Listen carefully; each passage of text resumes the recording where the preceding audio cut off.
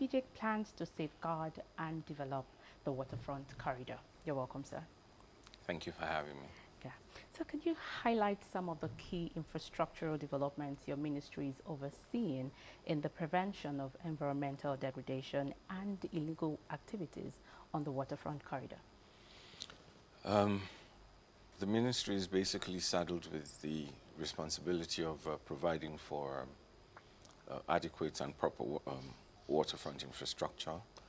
Things like jetties, we're in charge of reclamation, uh, amongst several other things. We continue to strive to make sure that we're up to date on quality provision of jetties. A major concern is the pressure, the current pressure on the lagoon, which gives me and members of my team, my colleagues in the ministry, a great concern. Because when you look at it, God created the lagoon for a reason. The lagoon is what we depend on. That's what you call fresh water. The lagoon is where we fish from. Rarely do you see people go fish from the Atlantic. But everybody, the local fishermen, all of those we see fish from the lagoon. There's reclamation on the lagoon, which reclamation isn't a bad thing in itself. It's always, it goes back to the 18th century from research. However, what the problem is in indiscriminate reclamation, indiscriminate dredging.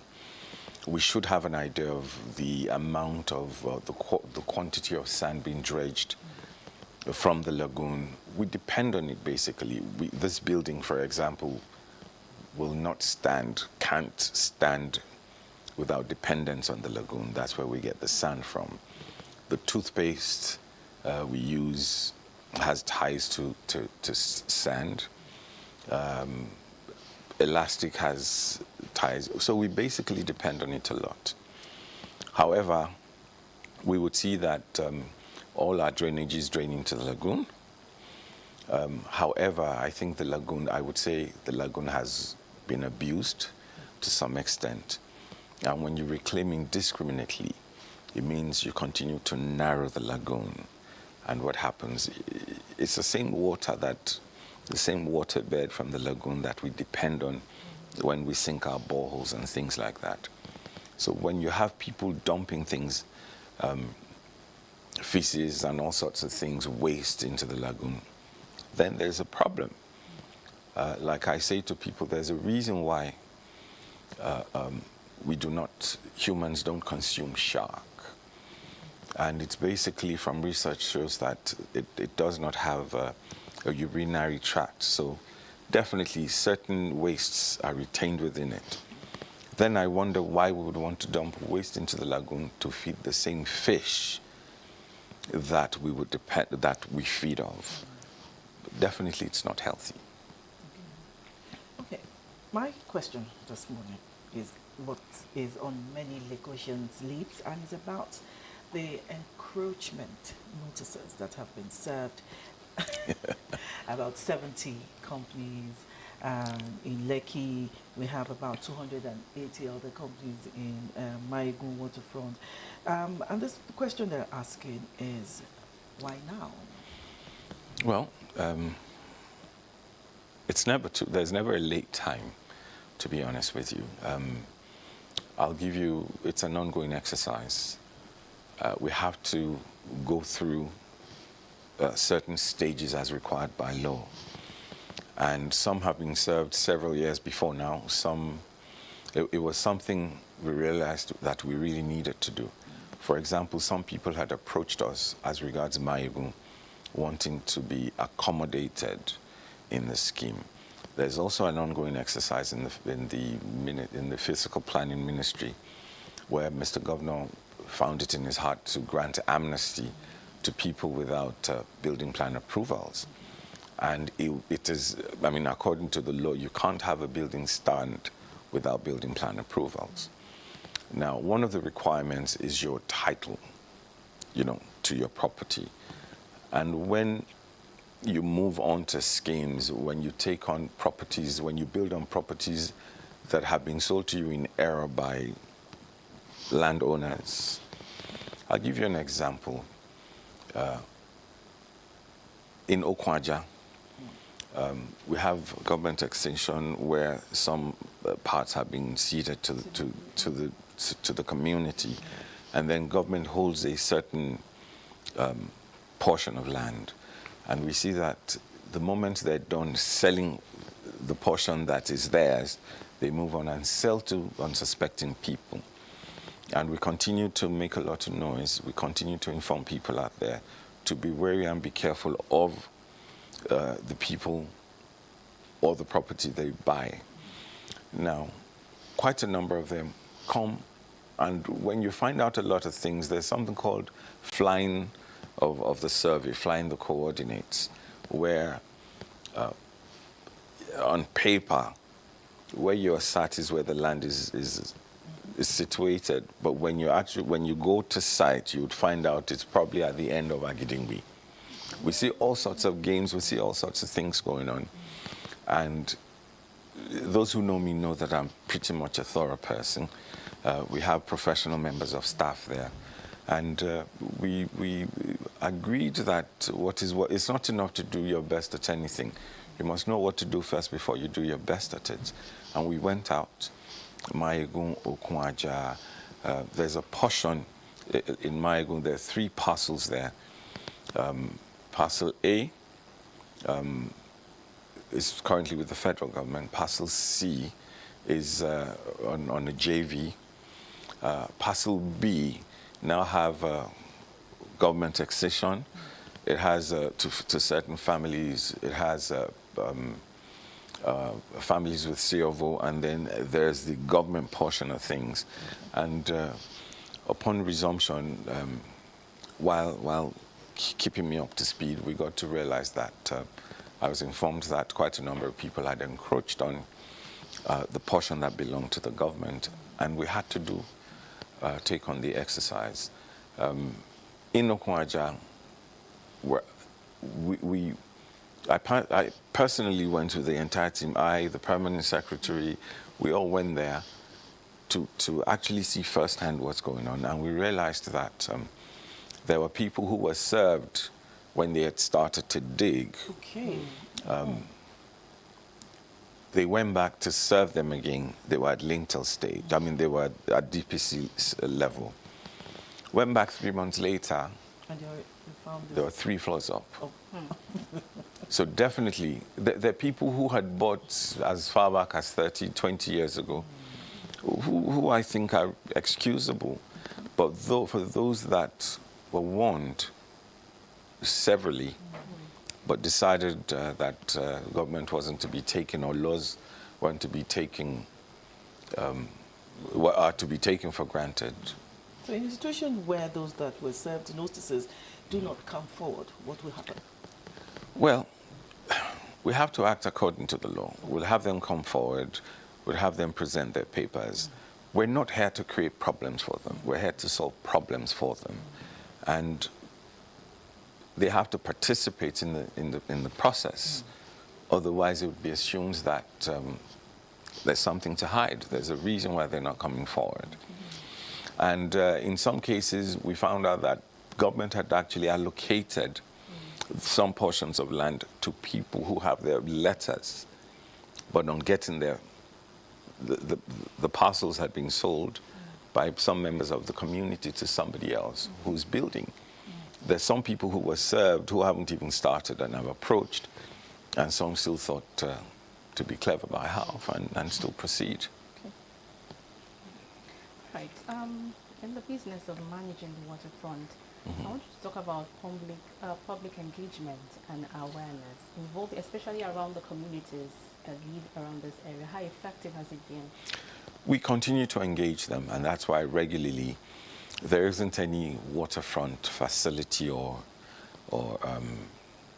community that we do not. My phone number is in the public domain. I keep getting calls from people, and we can't respond to what we're not aware of. There are certain cases where we have to be proactive based on what information that we've been able to gather and through engagement, and in some cases we can only react to what nature throws at us. We continue to engage them. We will continue to engage them. We'll continue to put things out there. We meet with the traditional rulers. We meet, to make sure that information is actually put out to them. Of course, we use the media. We use different social media handles. We use radio jingles. We use all sorts of methods to make sure we keep them up to date. We even have town hall meetings in some cases. For example, some would require or request for jetties.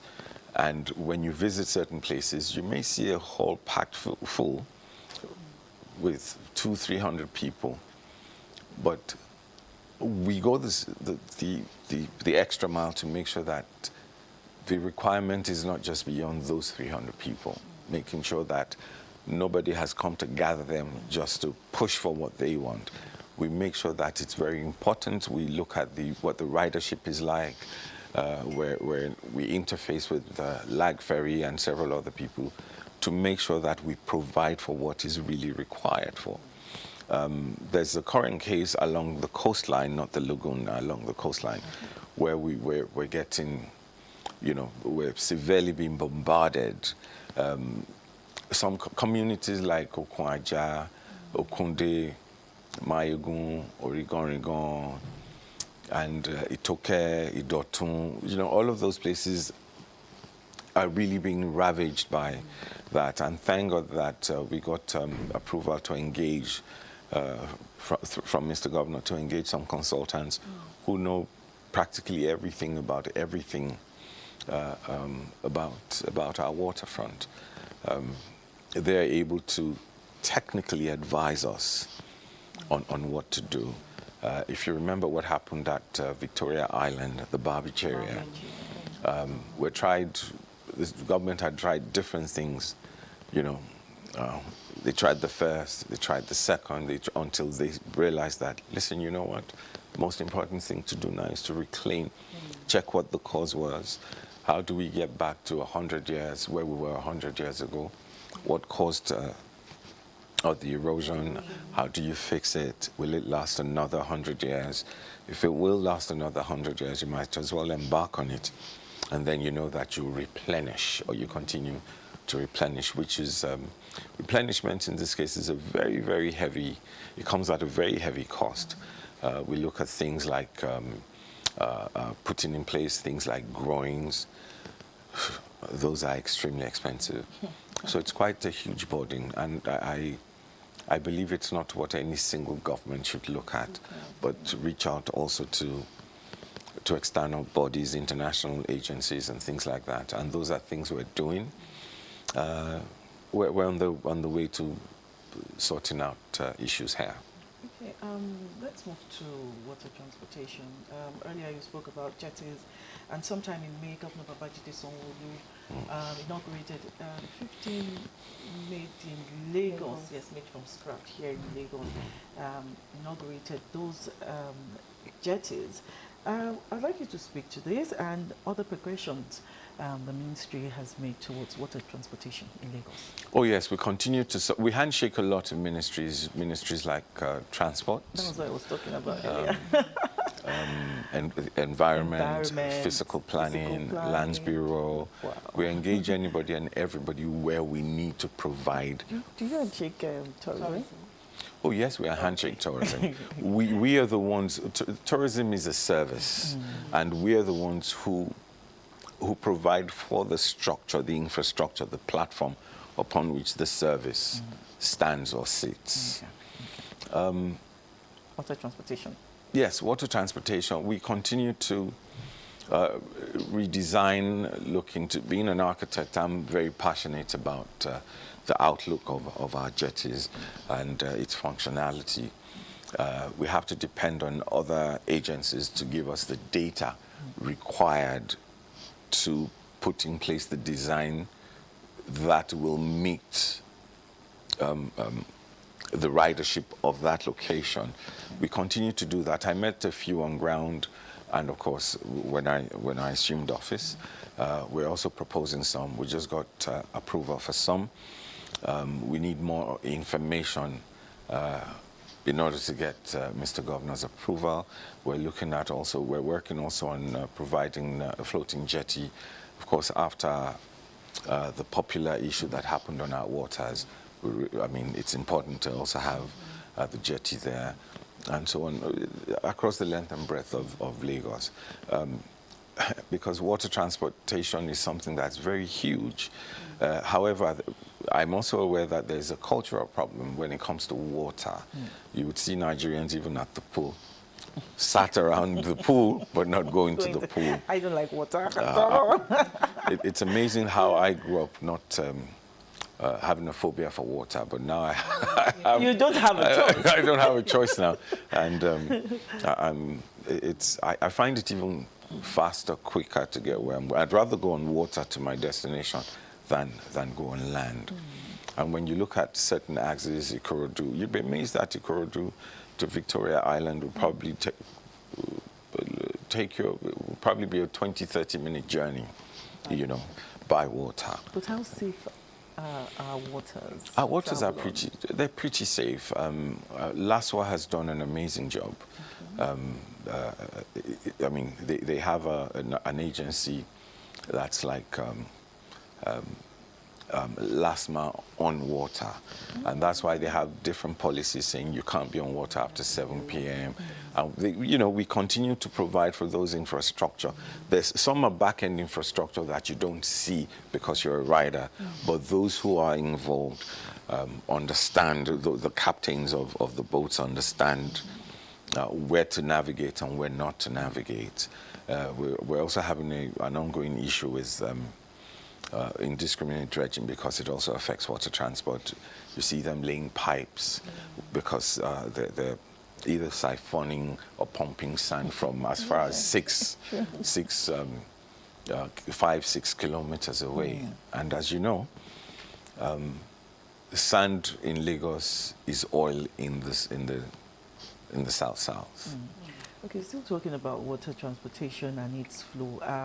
Water hyacinth, aquatic plant, is a major obstacle in our waters. I don't think since you got into office you have had issues with that. But what is the ministry doing, you know, towards? As regards water hyacinth, when I assumed office, of course, the handover note I had to read through properly, so I could get a good grasp of things. We got to realize that we had an arrangement on ground that the administration inherited, but I soon got to realize that we had to go a different route to solving that problem, because climate change has a very serious impact. Water hyacinth is usually a seasonal plant, but it was really over. I must be honest, and I must admit that it was very overwhelming. And, you know, being new and within the first couple of months you're bombarded, we now had to pay attention, we now had to really study and see where does it come from, when does it start its journey. And, you know, this is a plant that it grows 5 times a day. It affects. It was it was a major issue in Ekpe which affected the aquatic life and the loss of a huge amount of fish there. We now realize that there is need to decentralize it and tackle it from source, because it's there. It's been there all year round. It's no longer looking like a seasonal plant, you know. And I know how it's managed to almost cripple. It cost Lagos a lot of money last year, which is what necessitated our desire and need to jump on it. Now we know what to do, and then we can do our best at it now. So with the Or maybe I should say, now we know what to do better, and do our best at it now. As Lagos continues to experience rapid growth, rapid population growth, how is your ministry planning to accommodate this growth while ensuring that waterfront infrastructure is not overwhelmed? Well, that's why data is important. You must be very aware of numbers, and you know the kind of structure to provide for. My dream someday, my dream for Lagos would be to have a beachfront, a lagoon beach. You know, the beach we have at the moment is on the coastal side, the Atlantic side, and a global requirement is for people to have direct access to water. However, because of the huge cost of replenishment, the state has had to go into concessions with private persons, and of course, for every time they replenish, they charge people to come there, not because government wants to be wicked, but sometimes Just have to do what you have to do what you have to do. And that was when it dawned on me that, you know what, we can actually have beach on the where there's a will, there's a way. We can actually have along the lagoon, we can actually have a beach there. Because when you look at places like the UAE, like Qatar, where there is in the Atlantic Ocean, they still have their waterfront where they've been able to simulate beaches there, and it would be really, really nice to have. We have relatively calm lagoons, although it means and that's why we have to deal decisively with people involved in indiscriminate dredging. We have to go the very, very, very, very tough route with them. Okay, our colleague Abimbola has a question for you. You can face the screen. Okay, I'm just going to go ahead anyway. Honorable Commissioner, I'm just going to ask you, so throughout, for the past 20 minutes you've been speaking, you've been mentioning this part of town, Island. And I know Lagos is surrounded by water. We have Badagry, we have... So is your ministry also overseeing anything in that axis of town when we talk about waterfront development? I have no recollection of talking about this part of town. But I have... You mentioned so many areas from Makuku and places around Lekki. Beach. So Badagry, Ojo, Mile 2, I'm sure there's also water around there. Is there anything also? You know, on this part we have majorly the lagoon. On that, you can look into your on this part we have majorly the lagoon on the mainland here, and on that side we have the Atlantic. But the erosion has been the troublesome waters from the Atlantic. And of course on this side, I'm from the mainland, I'm from Koshofe here. I have water running from Ikorodu all through to Koshofe, to Bariga, and so on, all the way to the east. We are not as troubled as those areas. However, when you look at Ikorodu, there's the huge bombardment, and that's the next point of call. We're not going to be taking it lightly, because the illegal reclamation is doing a lot of damage to government infrastructure. I remember how the roads in Ikorodu were, and a lot of money was put into it. But the carrying of wet sand, and all sorts actually messed it up. And of course, we can't allow that to happen. So when we're talking of solution, we're talking about a spread across our waters. And that's why I mentioned both the lagoon and the coastal side of our waters. Okay, since Abimbola has said we should talk about water in the mainland, Makuku has been tagged Venice of Africa and has attracted many, many tourists, both from Africa and outside Africa. Are there any plans for that place, Makuku, the floating community? Oh, absolutely. Government continues to work on it. And the thing is, it comes with its problems, because there's defecation banged into the water, amongst other things. It's not a healthy situation. However, we're talking about lives here as well. You can't displace them. especially knowing the mantra of this particular administration. You can't displace them without adequately providing for them. Yeah. When you look at those at the Okobaba, government spent a lot of money relocating them, so it's made it easy to do that. So I'm sure that once relocation plans have been well put in place for them, and they're still able to thrive according to their culture in that particular, wherever the particular area they'll be relocated to, then it makes it easy to move them. You can't move them without providing where they would go. So, Okay, do you have another? the administration as well. I know that Lagos recently also had an SDG summit. And so here I'd like to ask, climate change remains a problem. Correct. And Lagos is also on the low line, and so that's also a big challenge here. So what are some of the things your ministry is also doing in terms of sustainability and climate resilience? Well, like I said, we handshake a lot of, unfortunately, we didn't attend that with them.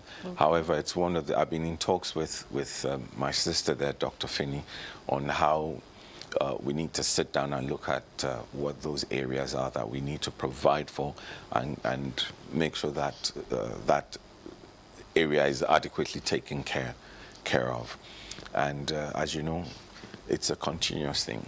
It's a before you know, we're working on something at the moment that will surprise you. We'll eventually have to do with, we'll handshake even WAPA, Ministry of Women Affairs and Poverty Alleviation, you know, because we're like the octopus, you know. We have hands all over, you know. Okay, I think it's time to switch over to... Let's get to know you. Let's get to know your community. Let's get to know your growing up years in Lagos. You mentioned earlier that you stay on the mainland. So did you grow up on the mainland? Yes, I did, Okay, absolutely. So take us back. How was your growing up in Lagos? My growing up was amazing. I grew up on the mainland. To be honest, for me, the hype of the island, or the difference between the island and the mainland, wasn't as it is now. It's my comfort zone. Okay. You know, the mainland is my comfort zone. I'm a mainland rat, if you can say. Of course, I attended, though I'm a Muslim, but I attended Catholic. I attended Catholic schools all my life. Okay, growing up then, there was no, you didn't even know, there was no disparity whether you're a Muslim or Christian. Especially when half my family members are Christian and the other half are Muslims. Yeah. My mom was a Christian, her father was a deacon, her mother a deaconess, and she ended up marrying the son of an imam. What love can do. Well, they just stirred everything up, and of course, I remember my dad sometimes would look at me like, I say, well, if you send your son to Caesar for training, don't come back when he comes back a Roman, you know. But it's been amazing. We never knew anything like religion. It was, for me till date, religion is belief. It's my relationship with God, not anybody. I didn't know who Igbos were, who Hausas were. We all grew up. We were fine. We didn't understand the difference. But of course, you know that wherever you hear talks of ethnicity, religion, and so on, it would always have some puppeteers there. And if we have that clear understanding, it's important to develop your cultural intelligence, your culture, to understand cultural relativism, and also understand that there's no better culture than the other. Culture is just the collective way through which the lenses through which we look at the world. And sometimes you just need to change the lens and try yours on to see what you see, and then you would understand that, oh, now I see why you see things that way. What I am, some eat it differently, some eat it differently. It's still yam, whatever the case may be. What I am is what I am. Whether it's Ojojo, it's a kokore, what I am is what I am. And the moment you're able to have respect for that, you have no problem with that. Okay. So when you're not working, how do you unwind? do you do? Honestly, sometimes I think my mind has a mind of its own. Even when I try to wind down, my mind wants to work. But I just take things easy. I relax. I'm dyslexic, so I listen to, reading isn't as easy for me. I listen to a lot of audiobooks. I'm a visual learner. I remember having to go through school cramming things, and that helped me. After the papers, if you asked me what it was about, I had no clue what it was about. I'd close my eyes. Survive. I managed to survive. I'll close my eyes, and when I had questions asked, rather than, putting down 1 or 2 lines, I'll put down the entire paragraph and have the lecturer take out, pick yours out, until I figured out that I learned differently, And having gone through so many years of cramming, I was able to develop a photographic brain. And I tell people to be careful what they tell me, because I would remember things 20, 30, 40 years after. And it's helped. But now I've developed, and I know how I learn. I understand how I learn. I grew up thinking I was in the bracket of the Olodos. How I got all those degrees, honestly, got me through. But I learn differently, and I don't forget things. I'm able to visualize things when I hear them and when I see them. So it's just completely changed how I learn. For so long, what was nostalgic about Lagos for you? What is it about Lagos that resonates? I mean, for while you were growing up, you were a Koshofe boy, like you said. So let's break it down, main Koshofe. And so what is it, I mean, while growing up and you still remember today and it's so nostalgic about Lagos that perhaps is no longer there? Well, I remember how I grew up as a child of the community. Now things are different. People are more private. We've taken on cultures without understanding why or how those cultures work.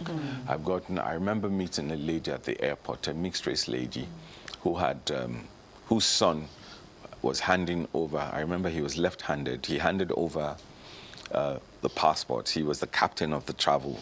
I watched them, and he handed it over. And his mother, a mixed-race lady, was quite upset with him for handing, and I watched while she scolded him. So I just kind of took her on and asked her what that was all about. She said, well, I just know it's against the culture. And I said, do you realize that culture is made for man and not man made for culture? And does she understand the reason why the Left hand, is frowned. Yes. We didn't have soap then. And of course, you took care of business with your left hand, and the right hand was designated for feeding and other things. And that was a major reason. Just like in some cultures, you don't sit cross your legs and have the person sat next to you see the sole of your feet. It's insulting. And she went, oh, I didn't realize that. And I said, do you also realize movement comes from the brain? The body processes about 11 million bits of information per second, of which we only use 60. So if you have to compete with all that, then he's only following how God has designed him. And of course, I was a bit of a rascally one when I was young. So, but not bad rascally. I was good rascally. We could talk about that, but do we still have time? Producer, no, I really wish to hear that. Okay, this is how far we can go on the program this morning, and we've been talking about. If you have a final question, you can. The producer has given you the grace. Oh, she has. I want you to talk about his rascality. They want to get me in trouble.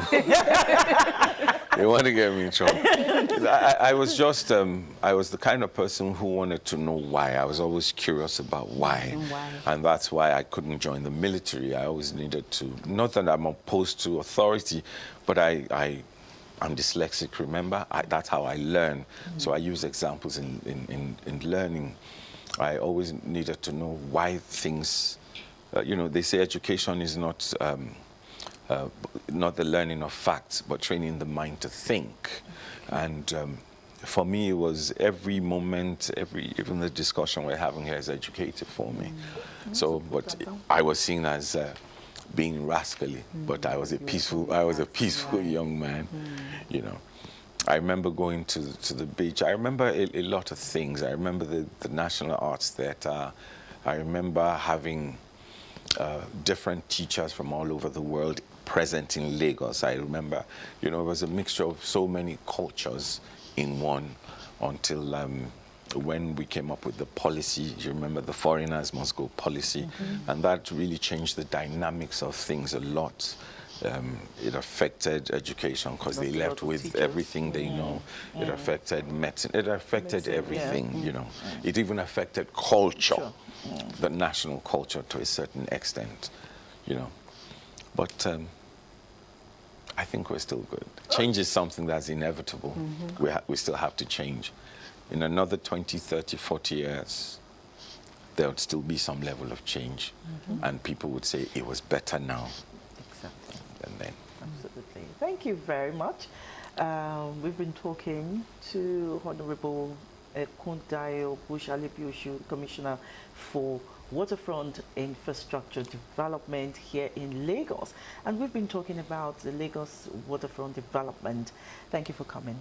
Thank you very much for The having me. show will continue after this short break.